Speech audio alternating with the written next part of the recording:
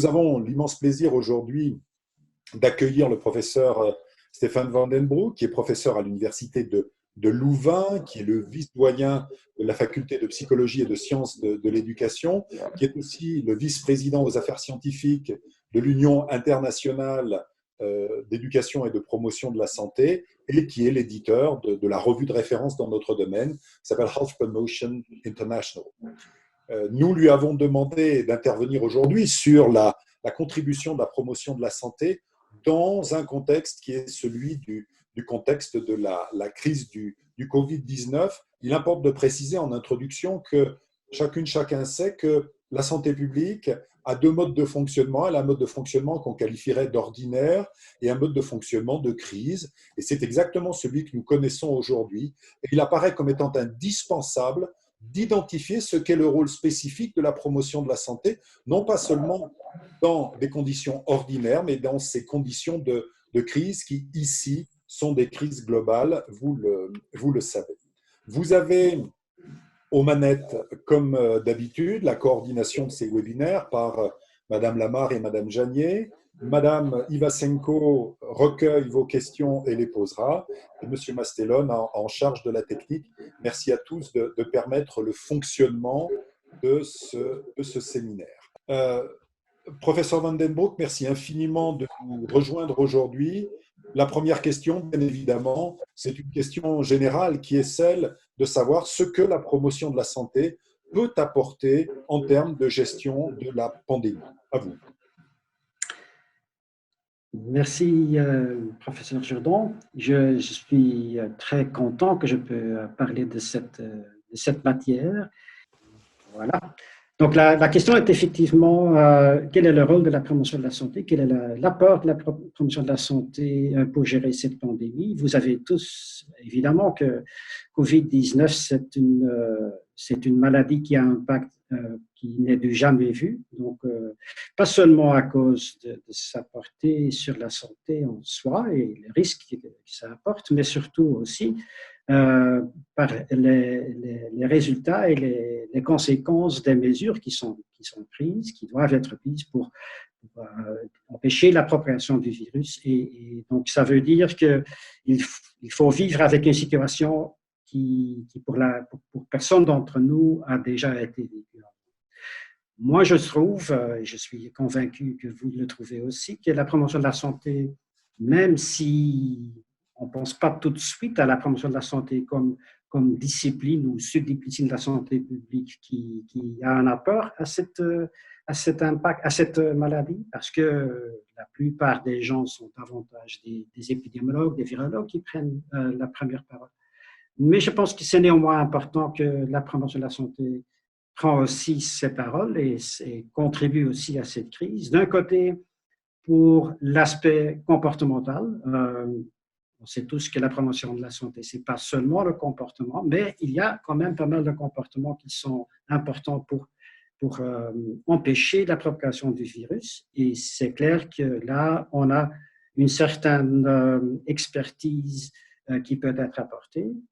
Mais à part de ça, aussi, et peut-être encore mieux ou plus important, c'est aussi une situation où beaucoup de gens ont pas encore la crainte que le système de santé n'est pas en mesure de donner des réponses. Donc, on a des craintes et des vécus qui sont là. Je pense que c'est aussi sur le slide, il y a un peu de suivi qui peut être donné. Donc, il y a effectivement la crainte que le système n'a pas la capacité de donner toutes les réponses et pour cela, les gens doivent prendre le contrôle de leur vie et donc essayer de contrôler, de reprendre le contrôle. C'est exactement ce qui est l'essence de la promotion de la santé. Alors, la promotion de la santé peut apporter les réponses là de diverses manières. Donc, on a évidemment un rôle à jouer en aval, dans le comportement des gens, mais aussi au niveau des organisations telles que le lieu de travail, les écoles qui sont fermées mais qui continuent de fonctionner de toute manière, et bien sûr aussi au niveau de la politique. Alors ça, ce sont les trois éléments que je voudrais développer un peu plus maintenant. Et commençons avec le changement de comportement, ce qui est quand même important aussi enfin, en aval. Alors, on constate que dans la plupart des pays en Europe et dans le monde partout, on constate que les autorités ont tenté de changer le comportement des gens à une très grande échelle. Et ça, on a fait dans les manières qu'on connaît tous, qui sont des manières qui sont souvent utilisées quand on veut influencer les comportements des gens. Donc, on donne des informations, on donne des avertissements sur la façon dans laquelle on peut se protéger, laver la main, maintenir la distance, et aussi en imposant des restrictions légales. Donc, la plupart des gouvernements partout dans le monde ont aussi issu des restrictions et gardent aussi le contrôle de tout ça. Il y a bien sûr beaucoup de gens qui adhèrent, mais il y en a aussi qui ne le font pas et souvent ils sont condamnés, ils sont considérés comme irresponsables ou égoïstes et donc ça crée déjà une certaine tension dans la société. On sait aussi, en tant que spécialiste en promotion de la santé et éducation de la santé, que des informations, ça aide, mais ce n'est pas l'alpha et l'oméga de changer le comportement préventif. Les modèles de comportement de santé qui sont connus par les promoteurs et éducateurs en santé savent on sait que ce modèle montre les limites de simplement fournir des informations ou avertissements. On sait que les gens peuvent réagir sur les avertissements, mais sous certaines conditions.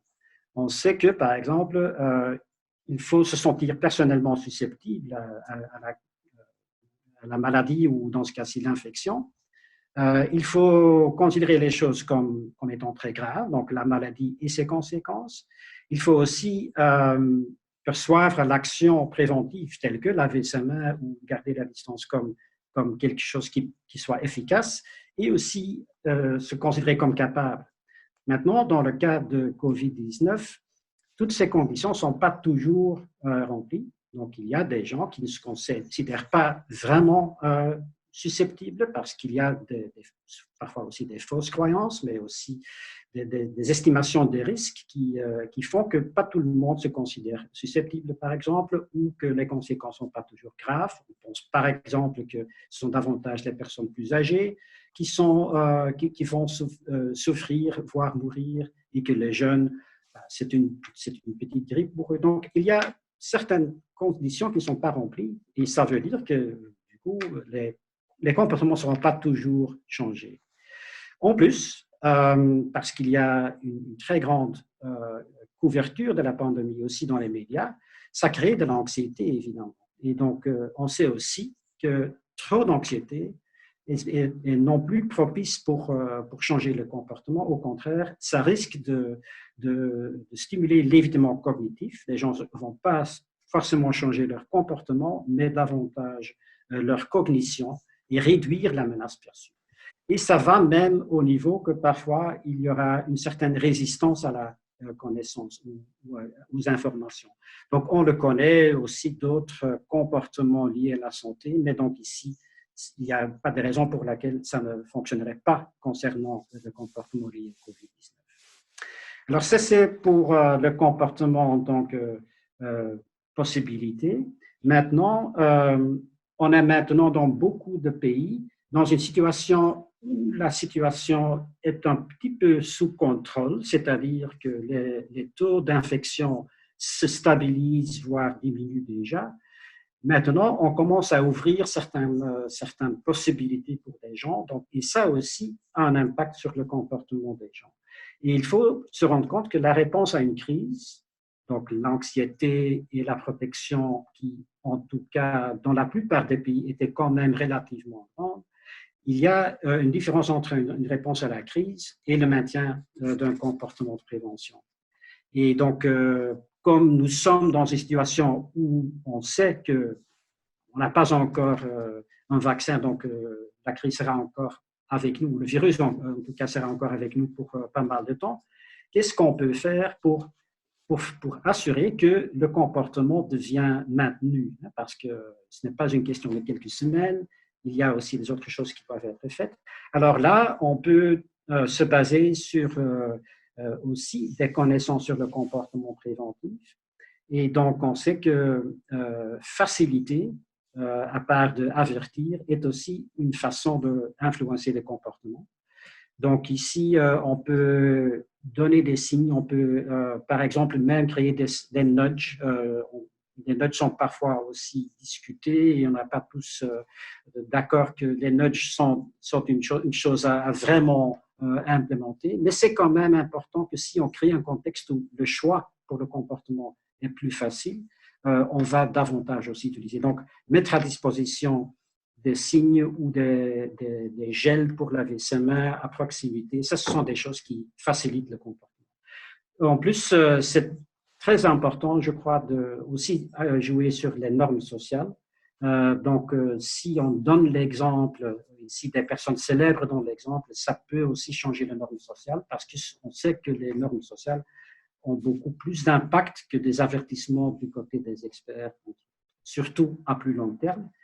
Et finalement, si on arrive à changer parmi une grande partie des gens des comportements et de les maintenir pour une certaine période grâce aux facilitations et grâce au changement de normes, ça veut dire qu'à la limite, on peut établir certaines habitudes.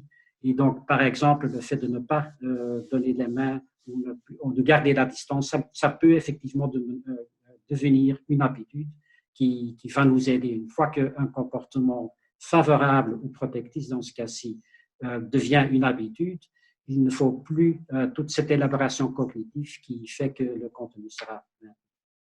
Alors ça, c'est surtout au niveau des comportements, mais bien sûr que la promotion de la santé, ce n'est pas uniquement au niveau des comportements des personnes dans la population, c'est aussi important d'agir au niveau des organisations et des communautés. Et donc, ce qu'on peut constater, c'est que, ça c'est une chose qu'on sait de nouveau d'autres interventions en promotion de la santé, changer le comportement d'une personne, c'est beaucoup plus facile si on peut se faire au niveau d'une organisation, voire une communauté, et avec l'aide des personnes clés aussi dans une communauté, organisation. On peut d'un côté s'assurer que des partenaires dans la communauté, des représentants d'une communauté, peuvent aider à mieux comprendre la situation et aussi de supporter les changements, mais aussi d'assurer que les interventions sont adaptées à la situation et les sensibilités d'une communauté. Donc, en lieu d'avoir des solutions passe-partout qui peut-être au début de la crise étaient nécessaires, c'est beaucoup plus efficace et beaucoup plus intéressant de tenir compte de certaines sensibilités dans différentes communautés et différentes parties de la communauté. Ce qu'on a déjà pu constater, même au début de la crise et maintenant, c'est qu'il y a beaucoup d'engagement communautaire qu'on peut constater et qu'on a déjà montré beaucoup de solidarité. Donc, la réaction de la crise, c'est surtout aussi, malgré le stress que ça a créé, il y a beaucoup de solidarité et ça montre que pas mal de communautés sont très résilients et qu'on peut s'appuyer sur. Alors, renforcer l'action communautaire, c'est aussi, comme le changement de comportement, une compétence clé dans la promotion de la santé. Donc, c'est aussi là où on peut se baser sur nos compétences, notre expertise pour agir, et donc au niveau des communautés, mais aussi au niveau des settings, des environnements, des écoles, des entreprises. Là, bien sûr, on peut agir sur nos actions et nos compétences pour aider les organisations, voire les communautés, de devenir beaucoup plus résistants et résilients face à la crise. Voilà, ça c'était ma longue réponse à la première question. Merci infiniment, Stefan van den Broek. Je crois qu'il est très clair que nous avons ici tout simplement un appel au professionnalisme la promotion de la santé, comme vous venez de nous l'indiquer, c'est à la fois être capable d'agir sur les écosystèmes de vie des gens, les communautés, les écoles, les entreprises, les hôpitaux, et d'autre part développer les capacités individuelles. Il existe un grand nombre de savoirs, mais aussi d'expériences, comme vous l'avez mentionné, pour éclairer tout cela. Il est nécessaire que nous passions d'une vision, je dirais, amateur, de se débrouiller, mais utiliser ce que la promotion de la santé nous dit de l'aménagement des écosystèmes d'une part et du développement de la capacité des personnes d'autre part, est un élément structurant de la façon dont nous pouvons gérer les épidémies. Et merci d'avoir donné cet exemple de la question des comportements et de l'organisation des communautés. Je vais passer maintenant la parole à Madame Ivasenko pour les questions, un résumé des questions qui nous sont arrivées sur le site, y compris des personnes qui n'ont pas pu se connecter. Oui, il y a eu énormément de questions et aussi de commentaires avec justement, je dirais, toute une partie de remarques qui mettent l'accent sur le fait que la promotion de la santé, c'est un travail de fond et que finalement, sa place en situation de crise, elle est d'autant plus simple et elle prend d'autant plus sens que ce travail de fond, il a été anticipé. Il y a eu un deuxième groupe aussi de réactions et de questions sur comment on pourrait expliquer la faible prise en compte des profils les plus vulnérables dans les stratégies de prévention et de gestion de la pandémie, et comment on peut prendre en compte les inégalités sociales de santé. Et une troisième question que je trouve aussi plus sur la dimension éthique, qui faisait remarquer que le nudge, en fait, quelle était la limite éthique, en fait. En quoi, finalement, le fait de conditionner des comportements normés n'est-il pas contraire au pouvoir, en fait, au pouvoir d'agir, à l'empowerment que défend la promotion de la santé?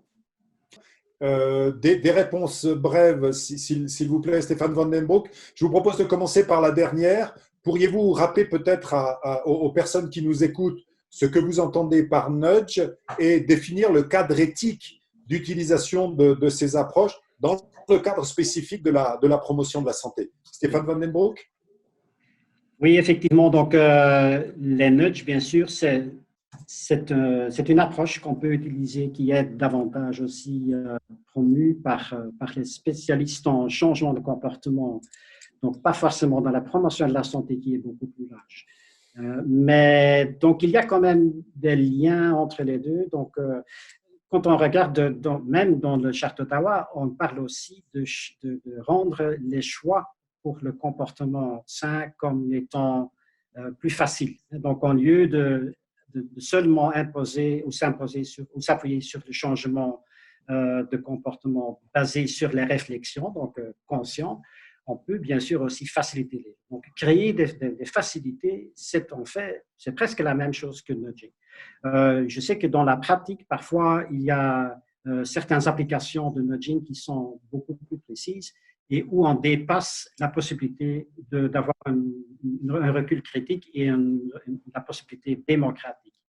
Ici, c'est quand même, quand on parle de nudging dans le cadre de COVID-19, d'un côté, c'est sûrement des choses telles que créer des figures ou des icônes qui facilitent les choses, qui font que les gens vont effectivement constater qu'ils ne gardent pas la distance d'un mètre et demi. Donc, ça, ce sont des choses qu'on peut faire. Ou mettre à disposition des gants ou des gels pour laver ses mains. Donc, on ne parle pas de pousser les gens à faire des choses qui, à la limite, ils ne veulent pas faire. Donc, ce n'est pas dans ce sens-là, pas totalement des choses que les gens ne veulent pas faire. De l'autre côté, évidemment, il faut toujours rester conscient que le comportement qu'on souhaite encourager, c'est un comportement dont il faut savoir d'un côté que c'est mieux pour la santé et ici pour se protéger, et de l'autre côté que ce sont des choses avec lesquelles les gens se sont d'accord. Juste entre parenthèses, dans toutes les discussions sur le nudging, il y a de plus en plus aussi des publications qui montrent que la plupart des gens ne sont pas opposés au nudging, au long qu'ils savent que ça peut arriver. Et donc, si c'est dans une chambre isolée où il y a des gens qui décident, c'est autre chose que savoir que certaines façons de faciliter ou d'encourager le comportement qui est mieux, la plupart des gens ne sont pas opposés en fait. Donc, il y a certainement aussi un point là. Mais il faut rester évidemment au courant et il faut être vigilant aussi de ne pas aller trop loin. Merci infiniment. Le nudging, effectivement, toutes les mesures qui permettent de rendre le choix favorable à la santé plus facile. Et on voit très bien que lorsque, dans des distributeurs automatiques, il n'y a que des produits sucrés et gras, il est difficile de choisir autre chose. Il faut qu'il y ait aussi des pommes et rendre ces choix pratiques. Vous avez donné l'exemple aussi du gel hydroalcoolique à l'entrée des magasins. Bien évidemment qu'on n'impose pas aux gens de l'utiliser, mais on est dans des logiques incitatives. Et merci d'avoir souligné qu'un contrôle démocratique est toujours décisif. Il faut que nous soyons dans l'incitation et pas dans la manipulation. Deuxième question, brièvement, Stéphane Van Den Broek, la question des inégalités. Comment la promotion de la santé peut-elle permettre de contribuer à réduire ces inégalités dont on sait qu'elles sont fortement amplifiées par la pandémie de coronavirus?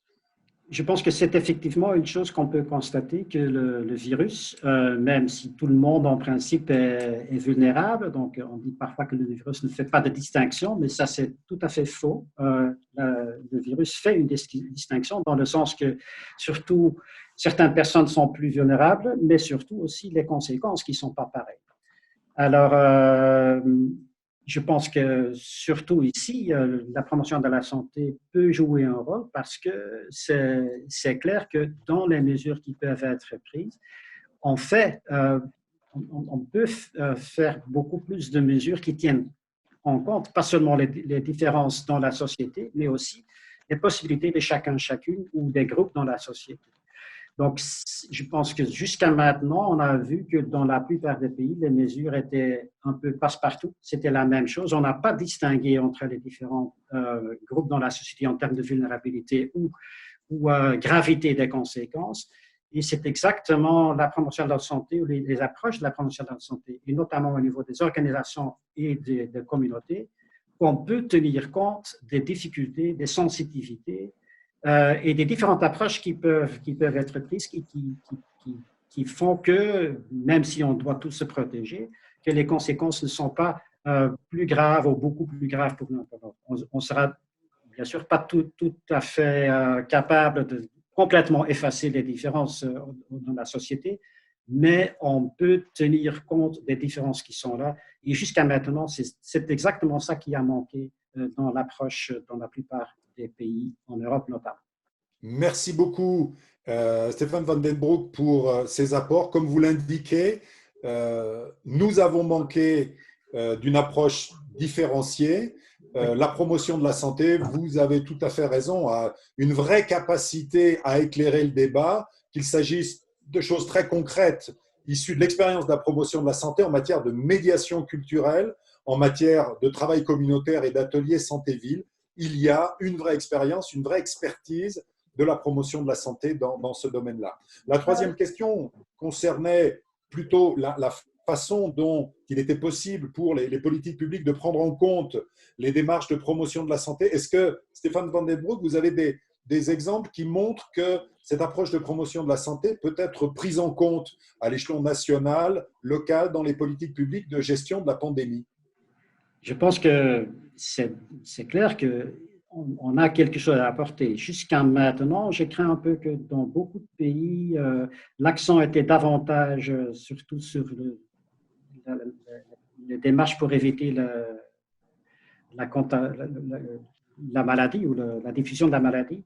Et donc, même s'il y a un aspect comportemental dedans, c'était surtout les virologues et l'épidémiologue qui ont donné leur avis et qui avaient vraiment un impact sur les politiques qui ont été prises. Donc, je pense que maintenant que on commence à adoucir les mesures dans beaucoup de pays, doucement, mais quand même aussi avec certains changements. Je pense que ça devient de plus en plus clair aussi dans le débat public qu'il faut mieux tenir compte des différences qui sont là, de la difficulté de changer les comportements, voire d'agir sur la résilience dans les communautés et les organisations.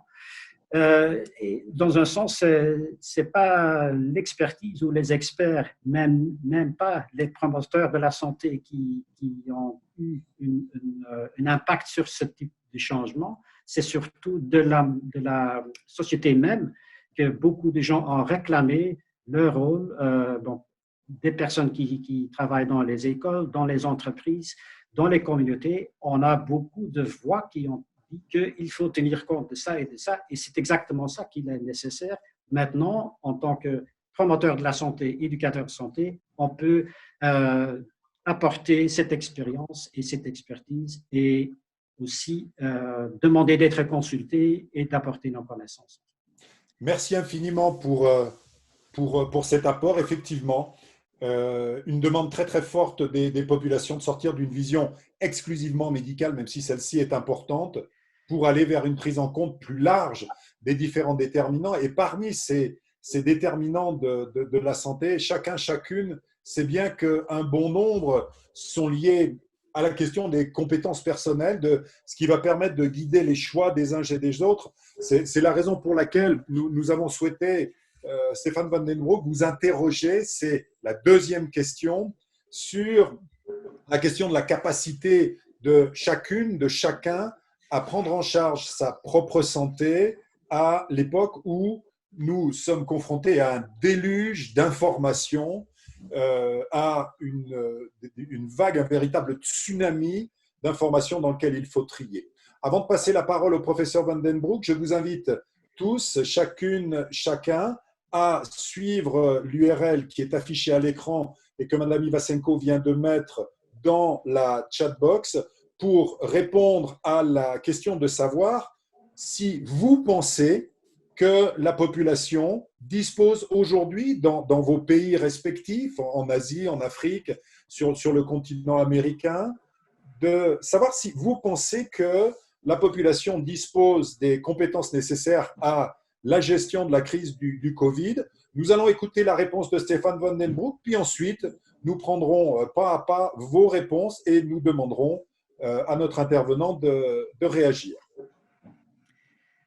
Merci. Alors, effectivement, les informations, ça reste évidemment important. Donc, comme j'avais dit avant, c'est important de se rendre compte que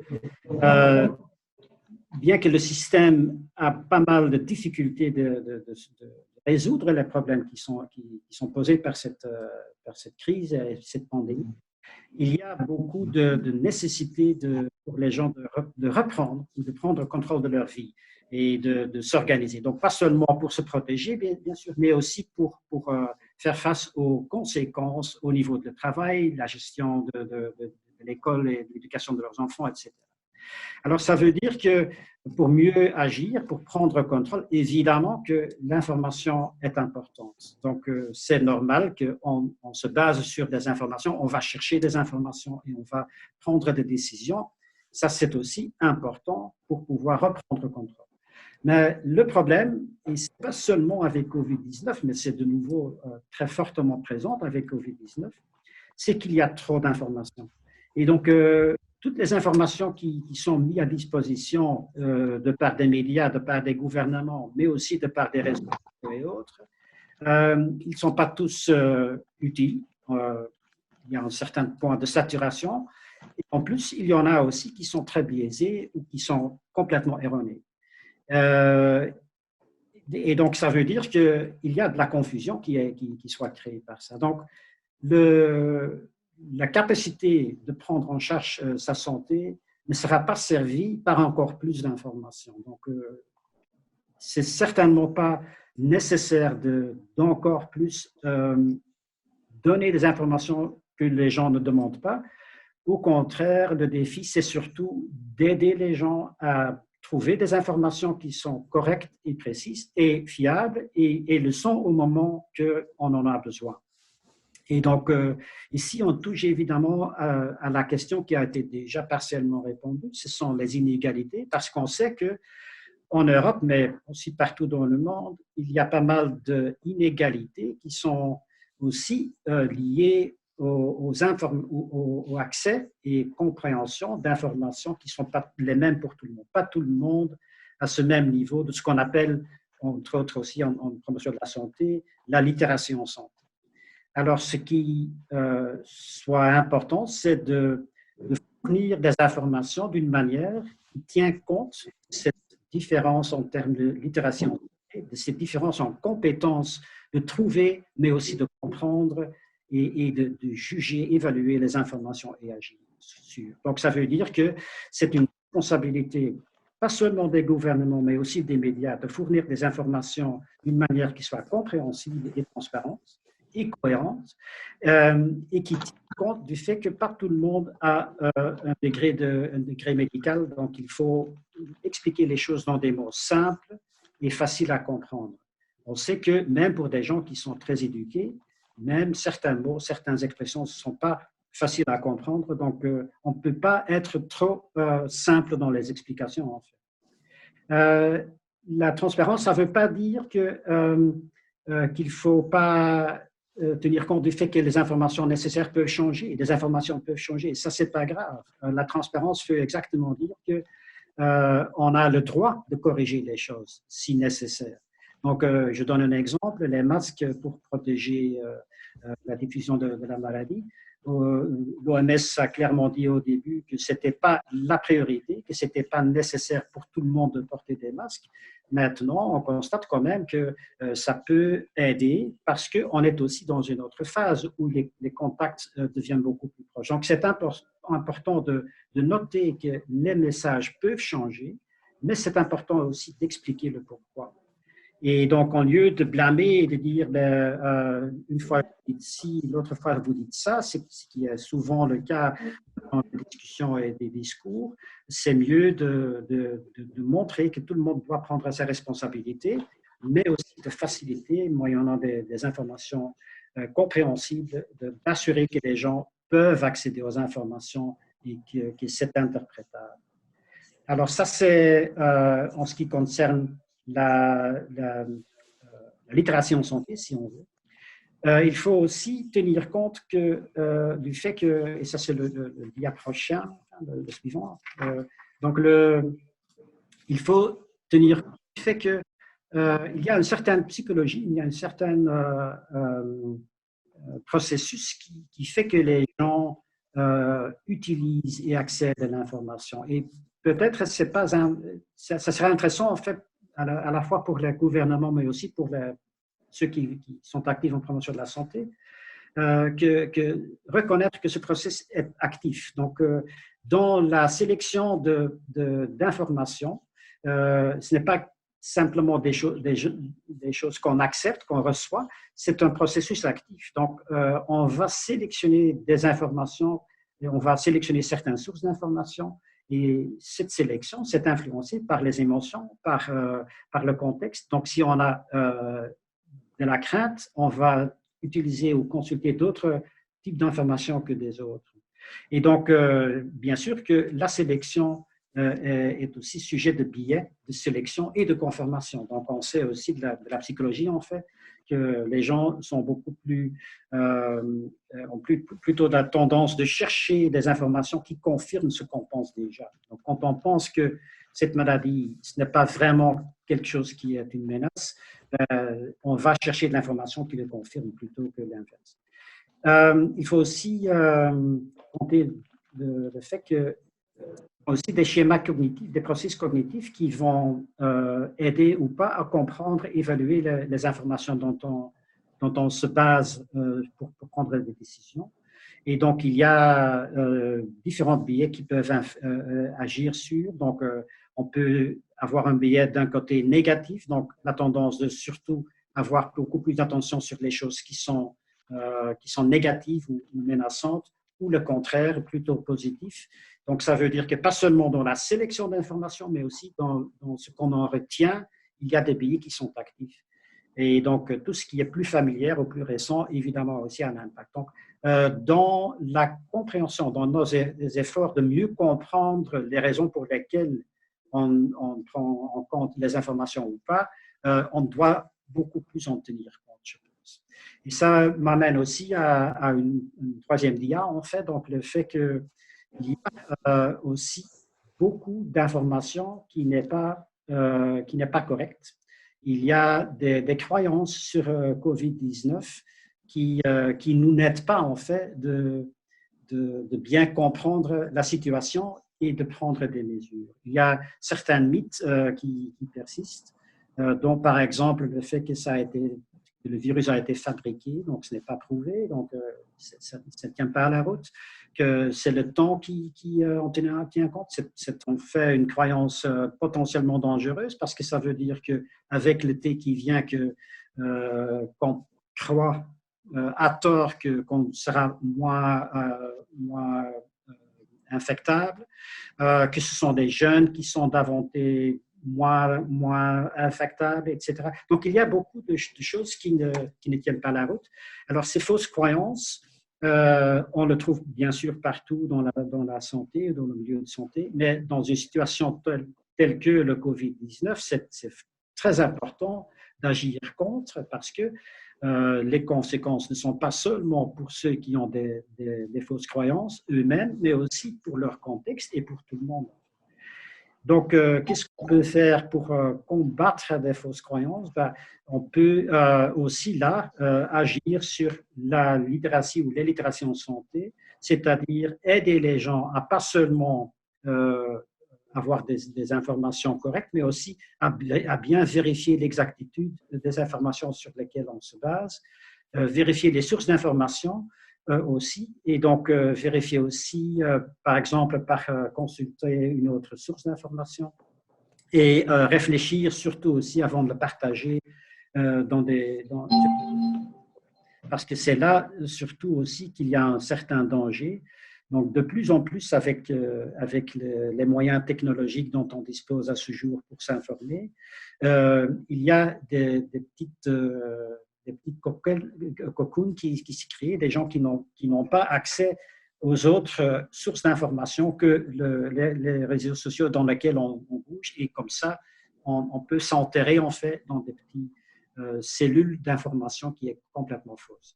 Donc, ça veut dire que, de nouveau, avec nos compétences et expertises en littératie en santé, on peut essayer d'agir contre les fausses nouvelles. Merci infiniment, Stéphane Van den Broek. Là aussi, à vous entendre, il apparaît extrêmement clair qu'il y a un véritable professionnalisme, une véritable expertise de la promotion de la santé et de l'éducation à la santé en la matière. Je pense à un grand nombre de dispositifs qui sont construits autour de l'éducation à la santé du point de vue des comportements citoyens, d'éducation aux médias. Je pense notamment au dispositif Réussir, Être Bien, Être Ensemble mis en place en Nouvelle-Calédonie pour que tous les enfants disposent des compétences pour mettre à distance critique ces différentes fausses nouvelles et maîtriser en fait les moyens de développer leurs compétences. Ce que je propose maintenant, c'est que grâce à Valérie Ivasenko, nous puissions identifier ce qui, du côté des participants, correspond à leur vision en matière de niveau d'information de la population. Qu'en est-il, Valérie Ivasenko, du côté du public en termes de compréhension des enjeux par Alors, on peut peut-être rappeler les questions que nous avions posées au public, Madame Ivasenko, et puis le type de réponse qui a été apporté, et demander ensuite à Stéphane Van den Broek de réagir. Oui, donc nous avions posé 3 questions. Donc la première question était la population sait où trouver les informations dont elle a besoin pour adapter ses comportements et prendre en charge sa propre santé, avec une cotation de 1 à 5, 5 étant je suis tout à fait d'accord et 1 je ne suis pas du tout d'accord. La seconde question était, la population est capable de distinguer les fake news des données valides. Et la troisième question étant, la population maîtrise les compétences nécessaires à la gestion de l'épidémie de Covid-19. On voit que les participants répondent à une moyenne de 2,9, qu'ils pensent que la population sait où trouver les informations dont elle a besoin pour adapter ses comportements. Donc on est à peine au-dessus de la moyenne. Voilà, une petite moyenne. C'est ça. Pour la deuxième question, on est même en dessous de la moyenne, on est à 2,2. Donc la population, selon les participants, n'est pas tellement capable de distinguer les fake news des données valides. Et on est aussi tout juste à la moyenne pour la troisième question. La population maîtrise les compétences nécessaires à la gestion de l'épidémie de Covid-19. Merci beaucoup, Madame Ivasenko. Professeur Van den Broek, il apparaît clairement que les participants au webinaire partagent votre inquiétude sur la capacité de la population à agir de manière adéquate dans le contexte de la pandémie. Y a-t-il un réel déficit de littératie en santé en Europe? Est-ce que vous avez des données là-dessus? Et comment répondre à cette inquiétude et peut-être donner des moyens concrets à nos participants de contribuer à cette amélioration de la littératie en santé de nos concitoyens et de nos concitoyennes? Évidemment, les données qui se montrent maintenant, qui sont montrées, ils ne me tentent pas du tout. Donc, ça colle très bien avec les données qu'on a sur le niveau de littératie en santé en Europe notamment. Et surtout, ce qui me frappe aussi, c'est que ce n'est pas seulement en général qu'il y a encore du travail à faire, mais qu'en plus, c'est surtout l'aspect critique et application qui sont en manque. Donc, la plupart d'entre nous ont effectivement une bonne accès, l'accès à l'information. C'est pas là où se trouve le problème, c'est surtout la compréhension, mais surtout encore l'évaluation. Et donc, ça se montre aussi ici. Donc, la distinction fake ou pas, c'est exactement là où se trouve le problème. Et donc, je crois que, effectivement, dans ce qu'on constate souvent dans les mesures qui sont prises pour éduquer et pour aider les gens à prendre soin d'eux-mêmes, soit au niveau des personnes qui sont malades ou des personnes qui ne veulent pas devenir malades, on met l'accent encore trop sur donner des informations ou mettre disponibles des informations, même dans une façon accessible et facile à comprendre. Mais donc, l'idée de développer le recul critique, la maîtrise, de dire et de vérifier si les sources qu'on consulte, sur lesquelles on se base, je pense que c'est là où, aussi dans le futur, il faut beaucoup plus mettre l'accent. Ça, c'est évidemment une chose qu'on ne peut pas le réaliser dans quelques instants. Ça demande de l'éducation, ça demande de l'éducation au niveau des écoles et des systèmes d'éducation. Et je pense que le cher UNESCO peut peut-être mettre l'accent là. Ça demande bien sûr aussi la volonté du côté du monde de la santé ou des soins de santé aussi, d'aider avec cela. Donc, pas seulement donner des informations, mais aussi permettre de mettre en question certaines sources d'informations. Et de simplement aussi tenir compte du fait que pas tout le monde se fie simplement sur les avis des médecins ou des avis qui sont émis par des sources fiables, mais qu'il y a beaucoup d'informations qui circulent, qu'il faut donc malheureusement parfois contester des choses, donc les gens peuvent commencer ou arriver avec des fausses croyances qu'il faut effectivement détruire ou contredire au moins. Donc, merci beaucoup Stéphane Van den Broek. Il apparaît clairement que nous avons affaire à un public extrêmement avisé, puisque chacun sait que les travaux de Christine Sorensen et de l'Observatoire européen de la littératie en santé montrent qu'à peu près 2/3 de la population rencontre des difficultés en matière de littératie. C'est aussi ce qu'on retrouve dans l'analyse des participants à la rencontre. Vous trouverez, mesdames, messieurs, sur la page web dédiée à la conférence du professeur Van den Broek un ensemble de ressources très concrètes, très opérationnelles sur la façon dont on peut développer la littératie en santé et très spécifiquement la capacité à identifier la qualité des informations.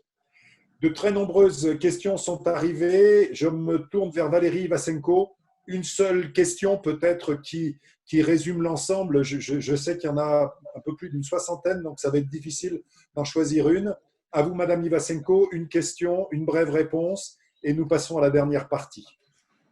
Oui, sur la question, je crois que les questions qui ont été posées sur la littératie et sur la capacité de chacun à prendre en charge sa propre santé ont été un petit peu abordées par le professeur Van den Broek déjà, mais voilà, il y avait beaucoup de questions sur comment développer l'empowerment des personnes avec les afflux de fake news, comment développer la capacité des gens dès le plus jeune âge, comment travailler la littératie en santé. Il y a eu vraiment énormément de questions dans ce sens. D'accord, donc plutôt une question de ressources. Je propose à ce moment-là de renvoyer les participants au site internet. Bruno Mastellone est un spécialiste de l'éducation aux médias. Il vous proposera des ressources sous forme de vidéos, de différents types de documents, et nous partagerons encore une fois notamment le travail qui a été fait en Nouvelle-Calédonie et qui a la caractéristique d'avoir abordé cette question de manière approfondie pour des enfants très jeunes, en particulier à l'école primaire. Je vous propose maintenant d'arriver à la dernière partie de ce webinaire autour, cette fois, d'un regard vers le futur. Il est évident qu'il y aura d'autres vagues de Covid-19 ou d'autres épidémies, et donc la question se pose de savoir quelles sont les préconisations de la promotion de la santé en la matière.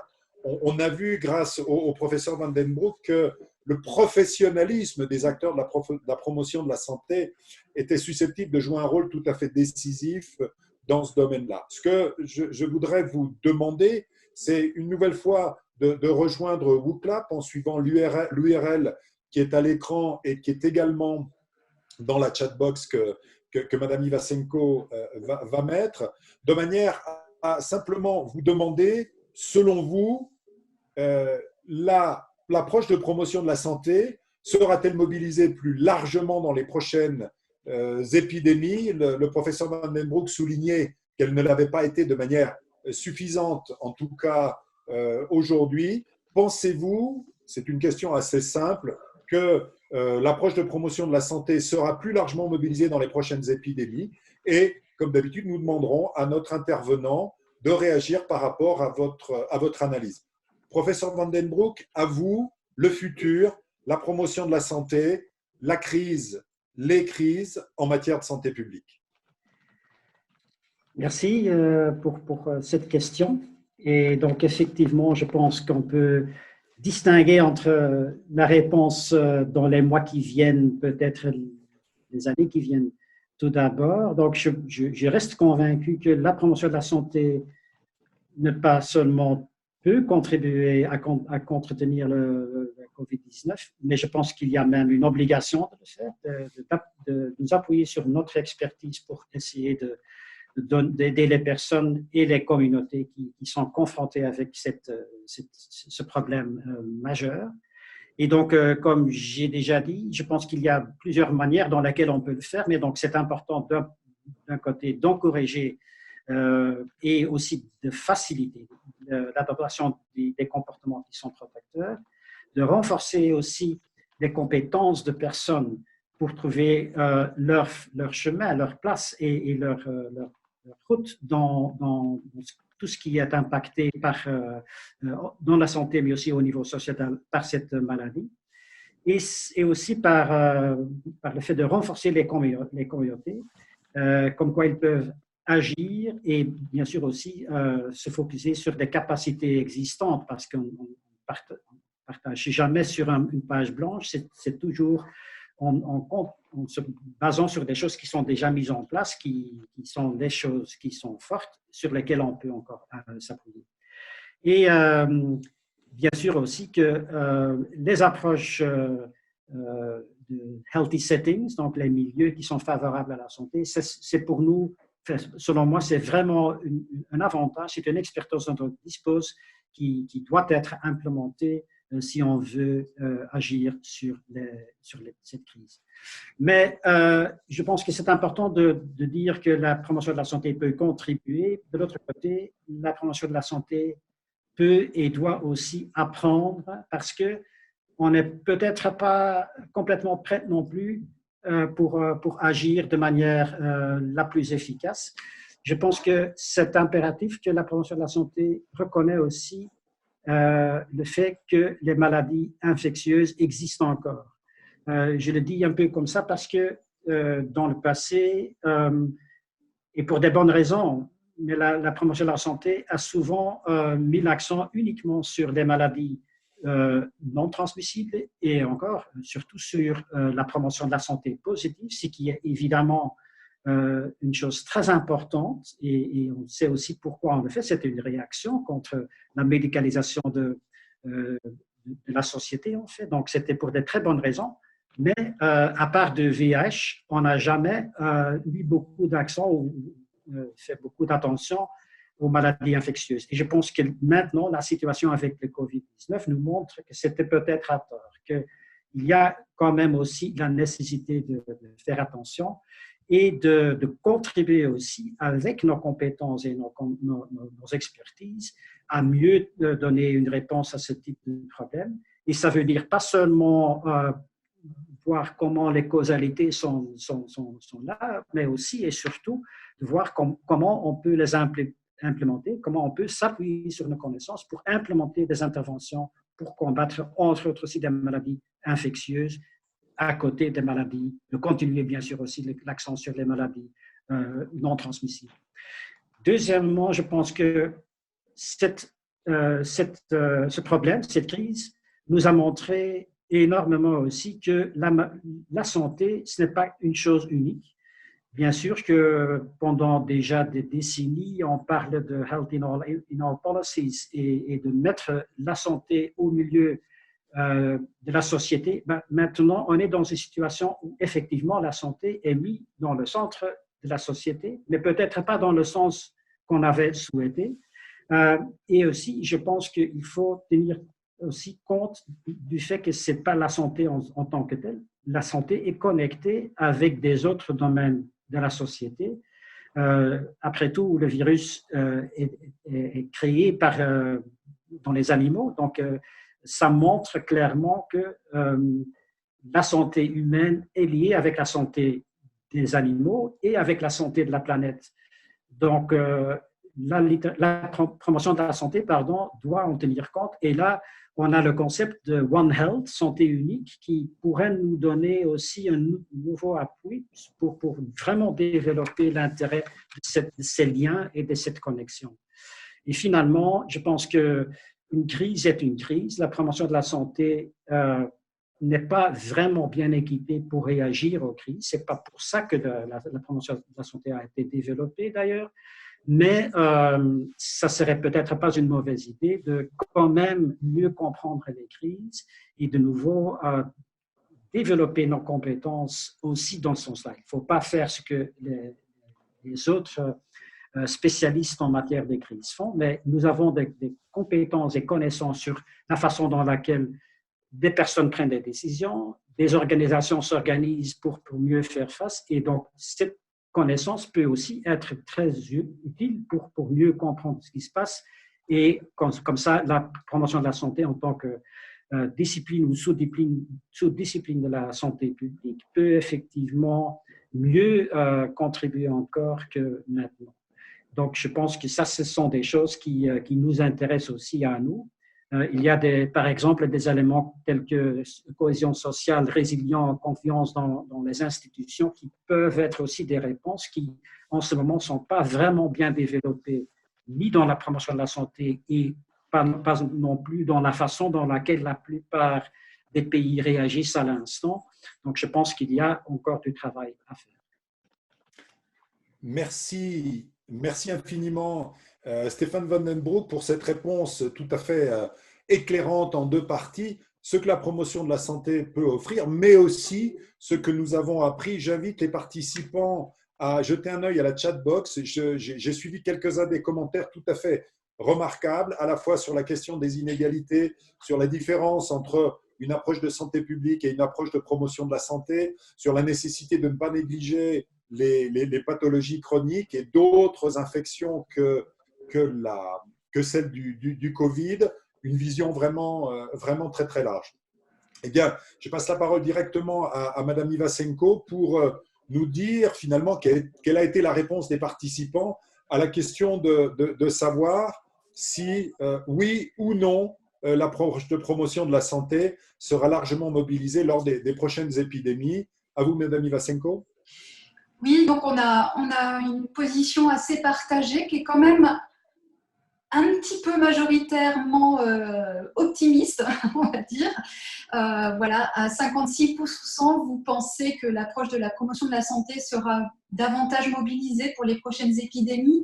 Comme le faisaient remarquer certains d'entre vous dans la chatbox, c'est vrai que du moins en France, la réponse centralisée a vraiment montré ses limites et du coup, je dirais que elle est venue mettre l'accent sur les limites et sur la nécessité de renforcer les capacités locales d'action.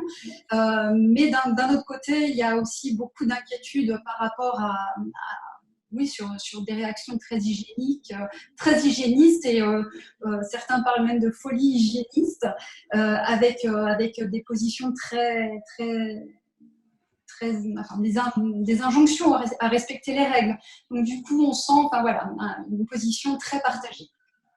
Voilà. Merci infiniment Valérie Ivasenko pour cette synthèse. On voit très clairement que l'avis des participants est partagé. Sans doute faudrait-il dissocier ce que sont les apports de la promotion de la santé. Vous l'avez souligné, Valérie Ivasenko, le fait qu'il y a une meilleure conscience du fait qu'on ne fait pas la santé des gens contre les gens, on peut la faire qu'avec eux. Et donc que les logiques locales, collectives, communautaires, milieux sont à mettre en avant, c'est quelque chose qui peut probablement avancer. Le fait qu'il y ait une multiplicité de déterminants de la santé, que la question de la capacité des personnes, tout cela sont des éléments différents. Stéphane Van den Broek, votre analyse du positionnement des participants à ce webinaire. Je pense que d'un côté, la distinction qu'on constate en termes d'opinion, ça reflète sans doute aussi des différences dans les différents pays.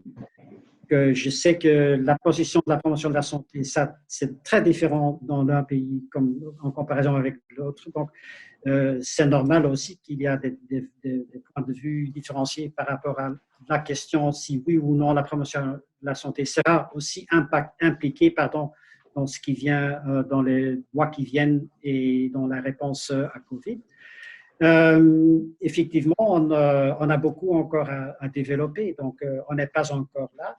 Donc, c'est un peu comme je disais, je pense que d'un côté, nous avons des compétences qui sont, à mon avis, très importantes et qui peuvent contribuer et compléter les approches en santé publique qui sont de l'autre côté, eh bien, il faut qu'on développe ses propres compétences aussi. Et donc, c'est la même chose pour la promotion de la santé. Donc, professionnalisme. Donc, afin de encore mieux s'appuyer sur notre professionnalisme, il faut développer encore notre professionnalisme et le perfectionner afin d'encore mieux être entendu par ceux qui prennent les décisions. Merci infiniment pour cette très belle conclusion, Stéphane Van den Broek, cette logique sur laquelle vous avez insisté. D'une part, la promotion de la santé peut apporter à la gestion de la crise, mais elle a à apprendre aussi à changer, évoluer, renouveler son cadre d'intervention, son cadre épistémologique dans la référence à ces différents éléments aujourd'hui liés à cette pandémie que nous connaissons. Il nous reste, pour conclure, à souligner que vous avez, lorsque nous vous avons demandé de décrire la contribution de la promotion de la santé, mis en évidence tous les éléments qui ont été repris par le professeur Van den Broek autour de la prévention, de la littératie en santé, du nudging, de l'engagement, de la contextualisation, des cultures et de tous ces éléments. Vous retrouverez sur la page web dédiée à ce webinaire, à la fois 3 petites vidéos brèves correspondant aux réponses du professeur Van den Broek aux différentes questions et surtout une large variété de ressources. Nous allons modifier un peu ce que nous avons prévu suite aux questions que vous avez posées. N'hésitez pas à écrire à l'adresse info@unescochair-ghe.org si vous souhaitez continuer à dialoguer, poser des questions à M. Van den Broek et à l'équipe de la chaire UNESCO, et aussi demander des ressources que nous pouvons partager sur le site Internet. Merci infiniment au professeur Van den Broek, à toute l'équipe des webinaires de la chaire UNESCO. Nous allons poursuivre. Les prochains webinaires seront organisés par la représentation algérienne de la chaire UNESCO, donnant ainsi une ouverture plus large à nos analyses. Et je vous précise que pour ceux qui sont anglophones, nous avons demandé au professeur Van den Broek de faire ce même webinaire, mais cette fois en anglais. Vous avez vu ici qu'il y a eu plus de 200 demandes de connexion. Nous